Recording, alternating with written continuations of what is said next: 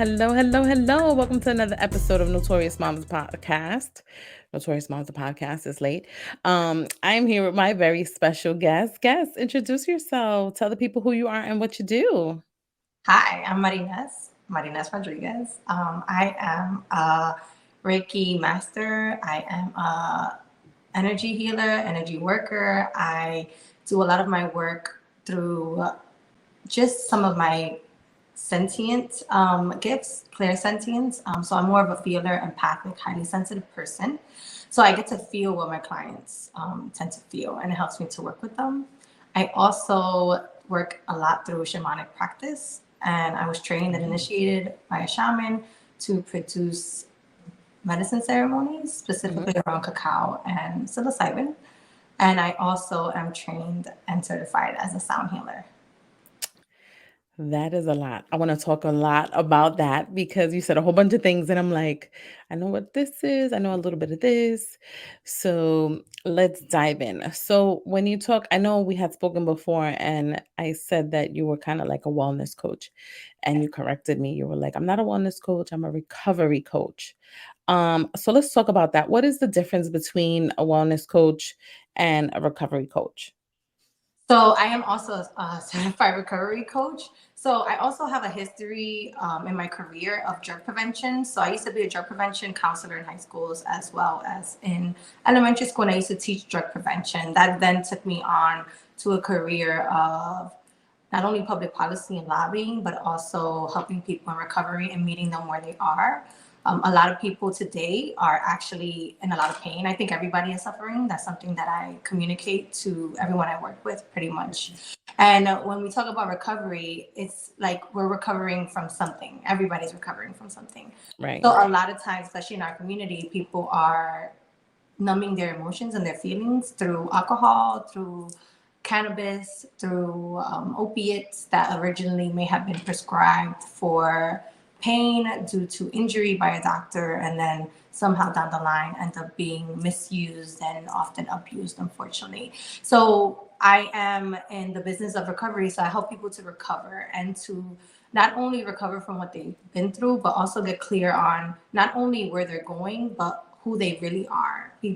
Behind the layers and lies a lot of love. We are love, Yeah. and so I help people to connect with that true essence of who they are, and to remember that we are love, and that life is not only about suffering but also joy and appreciation. Because especially living in the Western world, there are a lot of things that get in the way and that we are in opposition to, but Yeah. there's so much to be grateful for.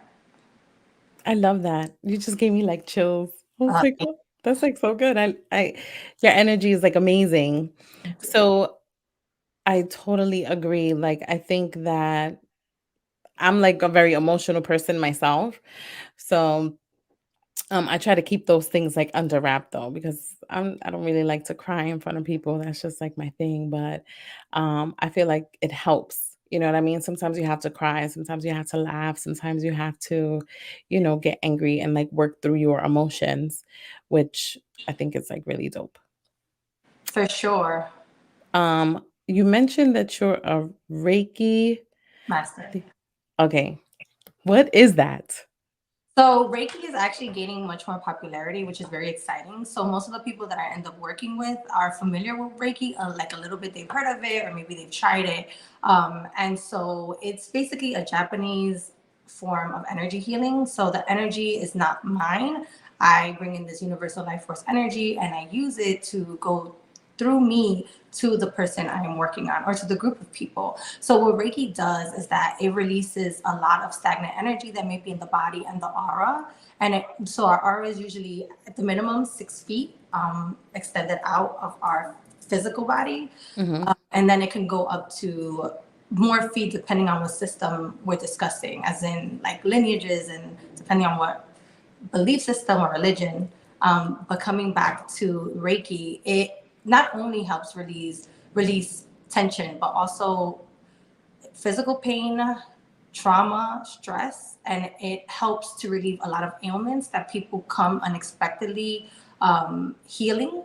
So, Hmm. for example, someone will come in and they'll be like, "Oh, I just got through a breakup and I'm struggling. So they'll come in and they'll find that their blood pressure has lowered.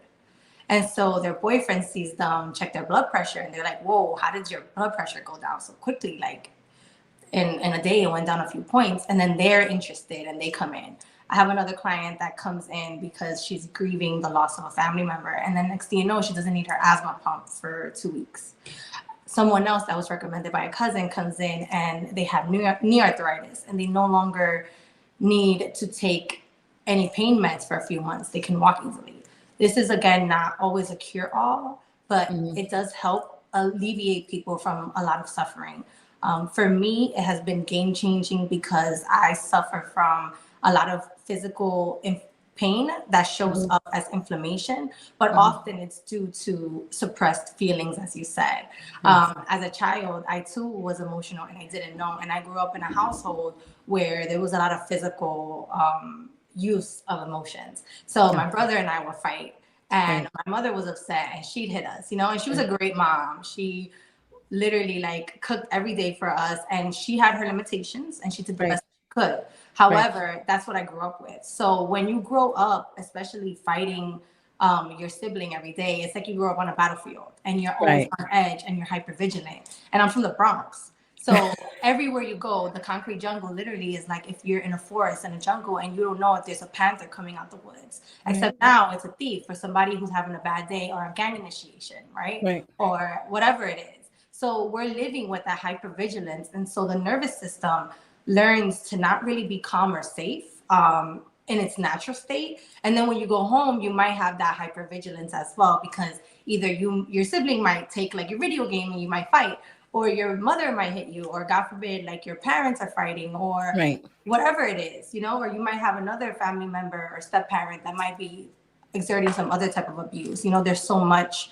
that can happen. So what happens is that when you start working with healing and sound healing and Reiki healing, it helps to heal that nervous system and it helps relieve that physical pain, that trauma that is often still living in our muscles and organs. So Right. if like in Chinese medicine, every emotion lives in a different organ. So for example, you have anger in the liver. So people say like, oh, you get angry when you drink, but it's because a lot of people that go to drinking is because they have deep seated anger. They have resentment about how their family Mm. treated them, or whatever. And a lot of times it's valid. It's just not processed. Worry Right. lives in the spleen, grief lives in the lungs, kidney stores fear, and so on and so forth. And Reiki just comes in and just helps to sweep some of that off. And you like once you're done with a 30-minute to 90-minute session, you feel so like relieved. Like people get up and they're like, "Oh my God, I feel so different." And it's like it's just a game changer, and it's just so beautiful because you don't need an outside substance and there's no hangover. You know, Right. you just get better and better and you feel lighter and lighter. Although sometimes a few days after the process is funky because a lot of old emotions come up. Right. But yeah, I can go deep on so many topics. So you Oh got my God. I'm the I'm just like I'm so like into it because I've never heard of any of this. that's Like I've heard of a recovery coach before, but not in the sense of like healing and energies. I just started like as an adult started really realizing how important people's energies are and what people give off. And I've heard of the aura, but I've never really gotten into it because I'm just like, I don't really know what it's about. And I never really had anybody to teach me because you grew up in the Bronx, I grew up in Brooklyn. um, And I was always, I was born and raised in East New York. So when you talk about hypervigilance, that was like, it was instilled in us. Like, you go outside, you got to be careful, you got to be watching, head on a swivel. And I'm still kind of like that, even though I'm a little bit more calmer now because, I don't live in Brooklyn anymore, but not because of that. But I just feel like it's growth. But I still am like hyper vigilant, especially in certain situations when I'm like around a lot of people. I mm, feel like I'm always like watching because I'm just like, I'm always afraid that something's gonna happen. Um, which is so crazy. I just think that we're it's just living not. in such a crazy world. I think that's part of it too, right? Like I think unknowingly how we judge ourselves. Like it's not crazy actually. And I think it's beautiful that you have that awareness, Right. that you know that it's happening. And often in like not only the spiritual like light and love community, but also like the shadow work, the deep diving, and like what parts of me and do I want to push away that I need to integrate and embrace, that happens where it's like no, it's actually not crazy. And it's beautiful that you are like, oh, I do this and I do that, because that's the first step. As soon as you realize that you do this because of this, it no longer controls you. Right. And so, for example, it took me a long time to realize that when I was in large groups of people, I was like so hyper, and people would be like, "Oh, you're crazy," and I'm like, "I'm not crazy. Like, I'm actually really fucking on point." So it's like for me, it's just there's so much information being sent through my nervous system because I'm highly sensitive. So highly sensitive people called HSPs, the science is Wow. still coming out. They're about 20% of the population. And Mhm. we're more highly sensitive to light, to stimulation. Our nervous systems are literally more sensitive. And then empaths are different. You can be an empath and you can be an HSP and you can be both, but you don't have to be one to be the other. So Gotcha. empaths, we tend to feel people's emotions. So when you're both, it's very challenging. So I would find that I would feel very like in my higher chakras, like connecting to everybody, and I would need grounding, like to feel like I'm here, I'm safe. And what I would do is I would soothe through food. So a lot of my Mm. spiritual healing and my journey has actually been in connection with food. And that started, I want to say at the age of like 21, when I started Mhm. realizing that um, we all hear about eating your feelings, but I'm talking about finding intimacy through food. Especially as I said, being raised by a housewife, my mother loved me with food. She didn't say I love you, but she showed it. Yes. And so I was loving myself through food. When I felt like I had a hard day, I would eat. And so it's still challenging, but when I'm getting to that point where I overeat and I stop and I'm like, okay, what am I missing? Do I need a Right. hug? Do I need to lay down and cry? You know, depending on what I'm eating, what am I feeling? And am I, do I want to crunch? Am I angry at something or someone? Where did I not communicate my boundaries or let people walk over me or say yes too quickly? And again, and then when I have that awareness of like, wow, you didn't stand up for yourself or you weren't fair to yourself, to allow that and to accept it and to forgive myself. Because part of like I had so much spiritual knowledge in my early 20s and I'm 32 now, and it was dope. Like it was dope. I don't regret it. But I think a lot of it I wasn't necessarily like how do I say, I wasn't integrating because I wasn't in relationships that were making me face a lot of my childhood wounds, where the Mm. spirituality really comes in. Like it's not a spiritual badge, like, oh, I meditate, I'm Zen. It's like, okay, when the shit hits the fan, how are you gonna how are you gonna respond? How are you going to love yourself, and how are you gonna stay open hearted and not get tough and hard and be like, you know what, I don't need you. Right.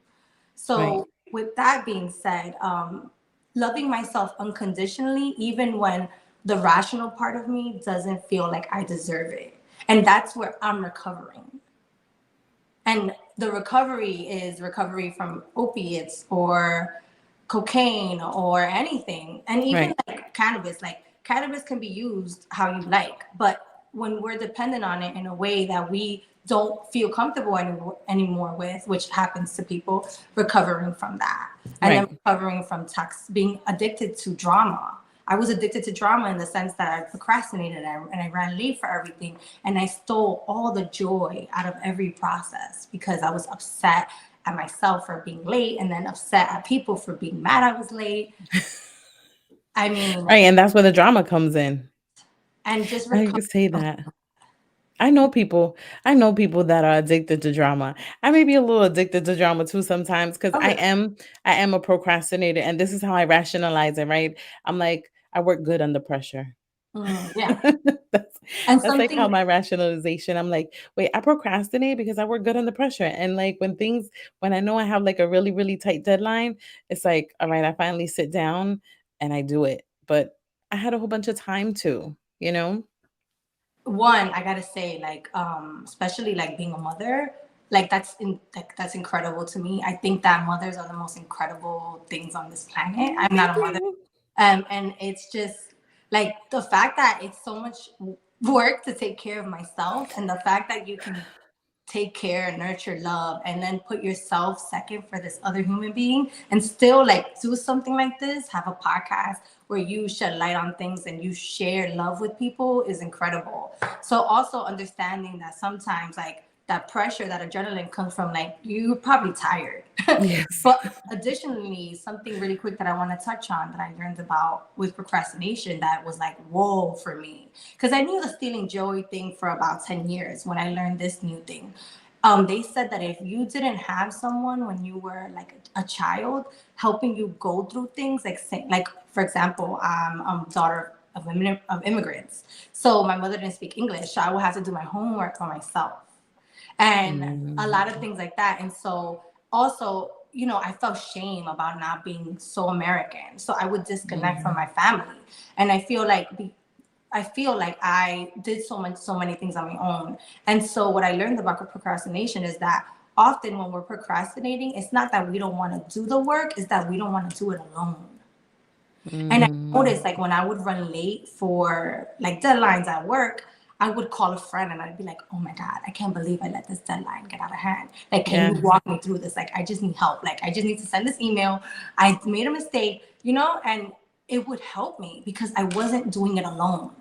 It wasn't the advice that I needed. It was the connection of Connection. not Right. not doing it alone. And so if you didn't have a caretaker that would let you know like everything is gonna be okay, you're not doing this alone, we're doing it together, you're less likely to procrastinate. So that was interesting. Times we just want connection and we don't want to do things alone. I do, I do that too sometimes when I'm like stuck. That happens to me. I call my friend and I'm like, "Hey, like I got to do this, but I don't know what to do." And it's kind of like having someone to like walk you through it, which is like dope because I think sometimes you just kind of need someone to say like, "Hey, it's okay. It's going to be all right. Take a chill pill." And you get it done eventually. But I'm a big procrastinator and I'm trying to get out of that. And that's why I kind of like have like 3 calendars. Because I have a full-time job. Like I have a 9 to 5. I have my kids. I have a kid in college. I have a Wow. 3-year-old. I have my podcast. I have like, my brand that I'm trying to build. And it's just like it's hard. And that's why it's like so late. And I'm like, I just want to go to sleep, but I can't because during the day I'm working and I gotta find time somehow. So something that I will say while we're on the topic is definitely the power of the tongue. As I can tell that you're obviously a very powerful woman, and we're all powerful, but you're very powerful. Like Thank as you. again, not only as a mother, you literally have a portal that you can create life with. You also create not only with the portal down there, but with the portal here. So saying, "I am a procrastinator." So the most powerful words that you can say are "I am." So they have the most concrete effect. So I always tell my clients like be very aware of your I ams. So if you want to like let's say you want to acknowledge the procrastination, you can say I'm recovering from procrastinating. Or you Mhm. can say like I've been such a procrastinator. So I've been does not hold as much weight as I am. Or I'm really working on being more punctual with my process. Or I'm really working on giving myself more peace and enjoyment during my work process.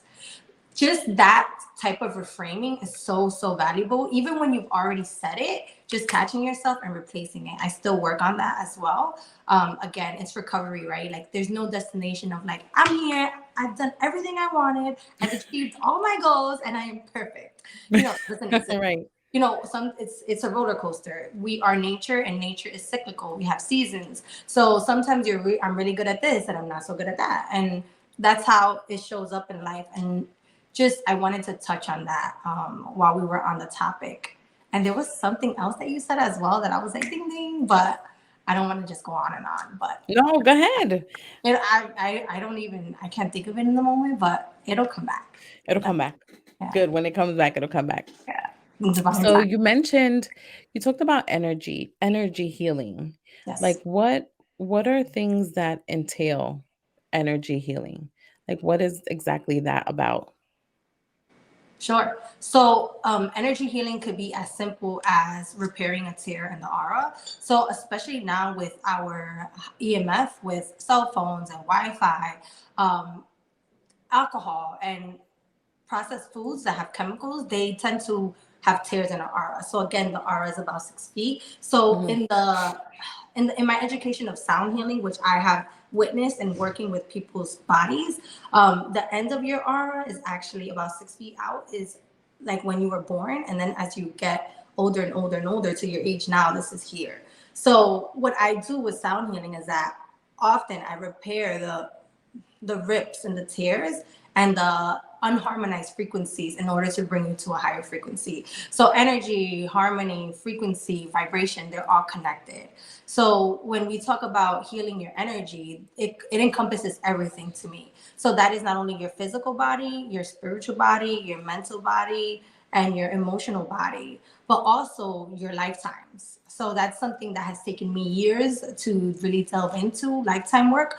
I was very spiritual healing, I was doing healing for myself, and I was still not sure if I believed in having different lifetimes. I take a lot of time with my beliefs. I don't just jump into something and say like, yes, I believe this forever. And I'm very clear that like I feel this way today, and I can also learn more about this subject in another time. What I know to be true is true, though, and it's true Right. to me. So I'm definitely going to be clear about that. But repairing energy healing can be also done through a reading. So I do energy readings. So my energy readings, I use tarot and also oracle cards. Right. So it's not like, oh, this is when you will meet your husband, or that's not how my readings are. Right. You're not a psychic. Yeah. So I have psychic gifts, but Okay. I'm not a fortune teller. Okay. Gotcha. So basically, what I do is I ask like what cycle you're in. I tell you like what cycle of life you're in, because I believe in that nature's cyclical aspect of our lives. And then depending on what cycle you're in, I ask more questions, and then I ask what your angels want you to know, what your guides want you to know, and I would have some suggestions on what specifically you should, for example, pray for or really focus on, because especially like you have a lot of knowledge, I have a lot of knowledge, especially people now, if you're like following therapists on social media or Right. anybody remotely woke, it's so much overwhelming information that when you know there's so many things that you can do to benefit yourself, that it gets overwhelming and you do none. So when I Right. get a higher perspective on what you could best do, I tell you like focus on this for the next 3 weeks and your life will get a lot better. And so it helps people hone in, and also it elevates people. It helps lift your vibration, because not only do I light a candle, but when I'm in the actual, when I connect to people's energy and I provide that reading, it's a clearing of sorts. So it helps you feel lighter, and it often my clients say that it helps them just kind of understand what they're going through and why things are happening to them, because I believe things are happening for you, not to you, and Right. we're co-creators, right? So yes, manifestation, will, power, but I don't believe that like everything I want is just gonna happen because exactly how I want it, because I allow God and the celestial realm that is here for my assistance to also give me what I ask for or better. And Gotcha. so when I allow that, my life unfolds in a way that I'm like, wow, my dreams have really come true much sooner than I expected. Not in the way that I expected, but in a Right. way that's actually perfect for me right now. That that's so dope. Like all of that just makes like so much sense, because all of this, like, the chakras and manifestation, for me, all of that is like no, right? Because the only thing that I was taught is like, if you want something good to happen, just pray for it. Yeah. And then I had some, I know a little bit about like Santeria and Mhm. that kind of stuff. I'm not a practicer of that, Mhm. but I know a lot of people that do practice and they're like, oh, light a candle for this, light a candle for that, pray to this saint, pray to this. And I mean, I don't do that, but I do pray to God. I'm not religious. I am a spiritual person. I don't go to church. But I do feel like I have my own relationship with God. Um, so I just pray and I'll be like, I try to do the work and see where it goes, but all of that really like makes sense, like the cycles, because I feel like I'm a very moody person, and it could be that like some days I'm feeling really like uplifted and some days I'm feeling like blah, and then when things are not going my way, I kind of like, and then I sit down and I'm like, what's going on? Like I notice in the summer times my attitude is very much like I'm lighter, I'm brighter, and then when the winter time comes, I'm more like But they say that that's like the blues, right? The weather, I guess, the time. So that's the thing too, and that's something that I haven't. One, I didn't say anything about chakras, but yeah. So the work I do also cleanses chakras. It balances. People are always like, "Do you do chakra balancing? Do you use chakras?" And it's like, yeah, that's kind of like the bare minimum you're gonna get with me. You get so much more. I feel so. I don't really touch on that, but Gotcha. there's that, right? But also when they talk about the blues, part of a lot of my work, especially with learning shamanic practice and just really connecting with the planet. Like I grew up not really loving animals, not being like I was not like a hippie at all. And I'm so like I love Mother Earth so much, and I am so grateful for the elements. I work with them every single day. I honor them every day. Like I can cry. I always tell the story, but I've cried making coffee because I'm like, wow, like my family was so poor in DR. Like so poor. Like my Right. grandma couldn't even go to school past third grade because she didn't have shoes to walk to school. Yes. So like the fact that I can go to a corner store and pay like $5 to get coffee, and I have that money so accessible, and I have clean running water any temperature I want, and I have like spices to put in and cinnamon and nutmeg. Like people went to war for spices and for tea, Yes.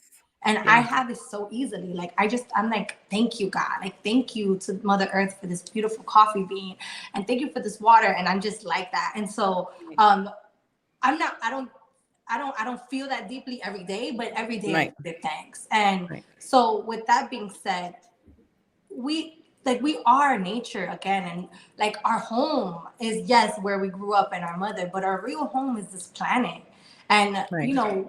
we just kind of like we don't see the effect that we're having on it sometimes with the plastic, and like even Right. ordering on Amazon, like sometimes I'm like, do I need this in a rush, or can I get this locally so that I can take a bag, so that I don't have to Right. use more plastic that's going to be on this earth for hundreds of years. Right. And so with that being said, a lot of times we're sad because we don't have sun. Right.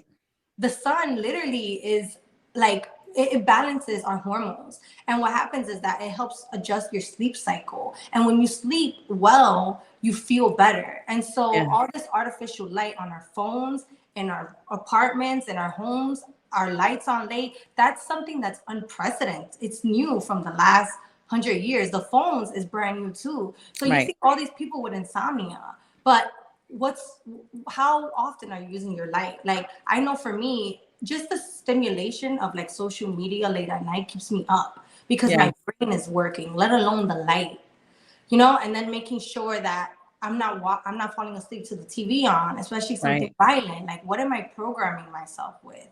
Right. And so not only not getting sun, but not getting fresh air, because we're getting in the car, we're walking shortly from our front door to our car, or we're getting in a cab, or we're walking a couple blocks to the train, and we're in a stuffed train. Fresh Right. air. Another thing is grounding. We have a rise in autoimmune disorders and diseases, and I actually have one since I was a baby because I'm so sensitive to like everything. Hmm. So what happens is they're learning that we are not connecting to the earth enough, and this is like scientifically proven. You could even look up like a documentary called, I think it's Grounding, on YouTube, and there's a lot of more Hmm. studies. But basically, us living in like high floors and not getting our feet on like actual dirt or ground is really messing with our health, and being so airy and in the head is not working for us. Even the shoes that we now wear are made of rubber. They used to be made of leather, and leather is earth material, right? Right. And all of that and all these synthetic materials that we're using are clothes. If you shop at like fashion, I've never bought anything from Fashion Nova, but like other fast fashion brands Right. I shop from, and I would hope enough soon enough to have a huge income where I don't have to buy fast fashion, you know. But Right. I try to be conscious about it. But there's so much plastic, and polyester is plastic, and so Mm. that plastic is, and those dyes are going through our skin, and our skin is our largest organ, and so Right. we're ingesting all those chemicals, and that's messing with our energy. And our energy includes our physical, emotional body. So when these chemicals are in our body, we also then have, it affects our hormones, which affects our mood. Right. It's so deep. And so healing helps with all of that. It helps to bring you back to a homeostasis, to like flat line. And of course, like when people come for the first Reiki, they're like, oh, this feels so good, how often should I come? Right. And I'm like, I would say after the first session, try to come a few times, like every 6 weeks, and then you stagger it from there. But the thing about my healing as well is that I don't ever do just Reiki. I incorporate sound healing with the Reiki. I use a violet flame healing technique. Sometimes I use up to 5 modalities. I might bring in the directions. I might bring in the elements. I might use candle work. I might use essential oils, like really good quality essential oils. Hmm. I make spiritual baths, so you can say calm and sustain that. It's really deep. I use crystal healing. I have Right. at least, I want to say, like 60 crystals in my home Hmm. because I have to continuously like recharge and cleanse them. And I do grids for clients for like a month when they're going through something, when they can't come in. Right.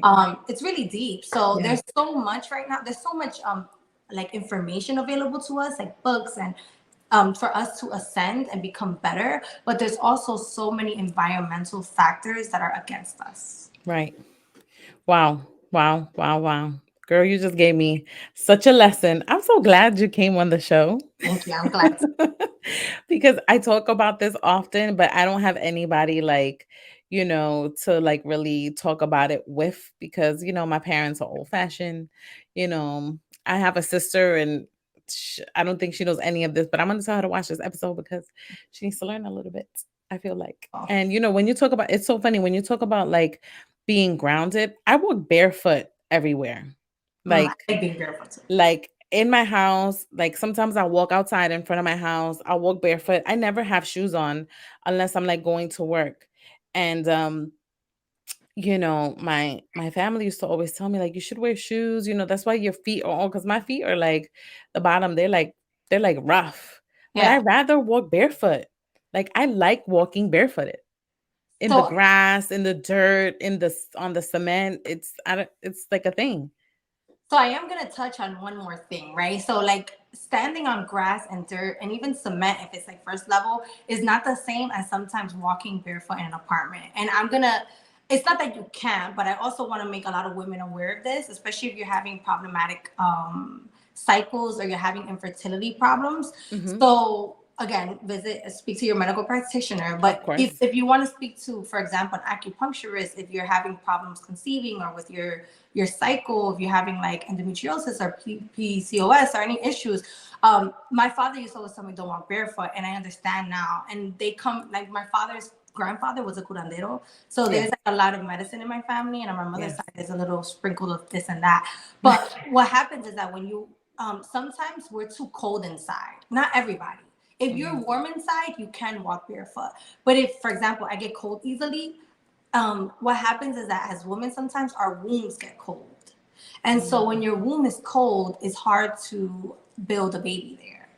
And so I've worked with women, like even one of my best friends that have tried to conceive and like totally like changed their life around in this way. And it's not spiritual, was not spiritual like that at all. Right. And, conceived. And, also with me, I'm also really into womb healing. I'm not a womb healer at all, but Okay. I study it and I do it on myself. And of course, I've done Reiki on wombs to assist, but I'm not a womb healer. So Yeah. with womb healing, when I started doing it on myself, I used to get such painful periods. I would be like pale. I would get like diarrhea and sometimes like throw up at the same time. And Yes. when I started working on healing my womb and watching my diet, and I'm not vegan, but when I started watching my diet, I got to the point where from like 3 Advils, like 2 Excedrins, caffeine pills to reduce bloating, I went to just like getting my period and just taking a warm rag for 20 minutes, meditating with lavender oil, and I was good all day. Because our body, often when we have pain and when we have discomfort, it just wants our attention. It's like, hey, hey, I'm over here. There's a problem. So with Mm. my womb now, I talk to her when she's cramping, and I'm like, oh my God, girl, I'm here. I'm listening. We're doing this together. And even that, like, not like I used to be like, oh, my period. And now it's like, wait a minute, my uterus is working hard as fuck for me right now. Shedding a whole new lining, and with that, shedding emotions. And I'm here treating her bad. Like, no.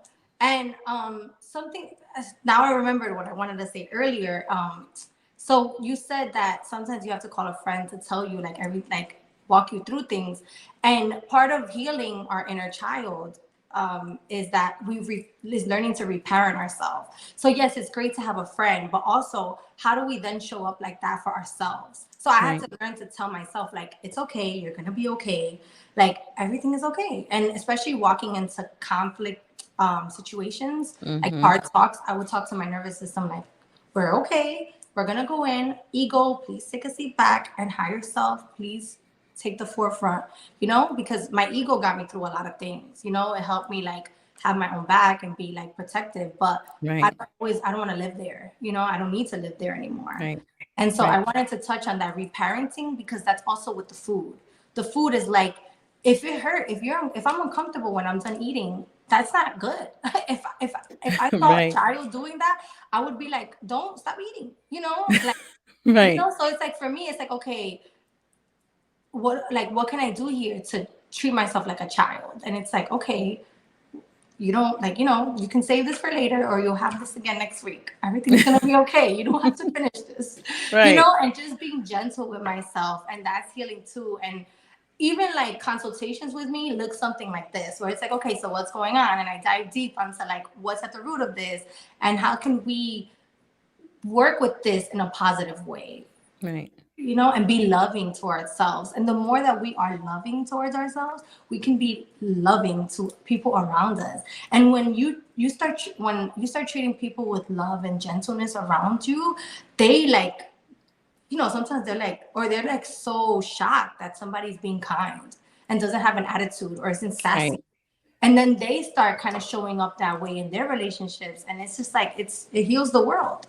Yes. I must agree. Because I noticed like lately in my job field, I work in the medical field, and I've been talking about this a lot lately. I actually did like a live because I've been dealing with a lot of like aggressive people.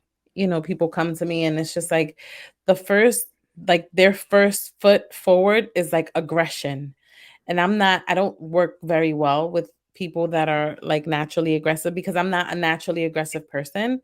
Um I consider myself to be kind of sweet sometimes, not all the time, but sometimes for the most part. I I can see always that. try to lead with love and being kind.